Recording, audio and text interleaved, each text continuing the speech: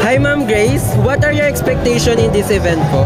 Well, I'm into singing, so I expect more of our contestants in Singing Idol. So yeah, that would be it. Ano po yung inaabangan mong segment dito sa talent show? First is yung Battle of the Bands. More of variation kasi siya, not just, singing lang. Pero I'm more of Singing Idol talaga. What is your section? ABM 102! Okay. What is your expectation in this event?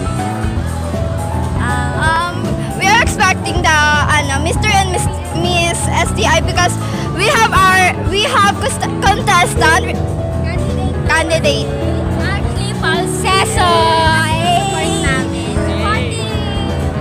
As a first timer, kamusta naman yung experience nyo? Masaya! Sobrang saya, sobrang saya. Pagkain, masarap po.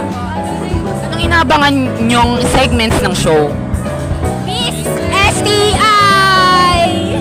I'm Kurt Bonaflay po, Computer Engineering. I'm Jonel Johnson, Computer Engineering. I'm Joanna, Computer Engineering. What are your expectations in this event po? Enjoyable na mga nagpa-perform. First ano pa lang namin to, so parang iniisip namin na magiging fun yung event natin. Siguro yung mga magpa-perform. Ganun. Meron ba kayong specific na inaabangang segment or show dito? Meron po. Yung sa classmate po namin, wristband. Wristband. Sa wristband po, tapos yung singing idol.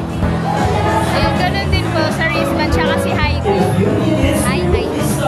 My name is Ivan Kylie Ononyas. I'm from STEM 103 po.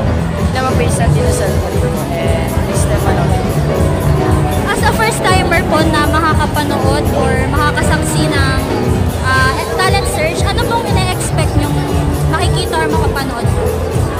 Mga magaganda po kasi ang ganda ng mga pinopost nila sa page.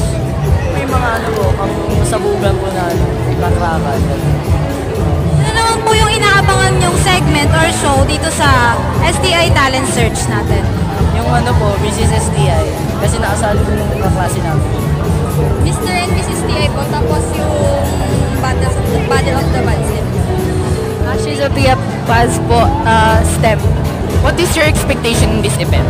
Nothing much po dahil force lang to. Chares, magarbo and super okay.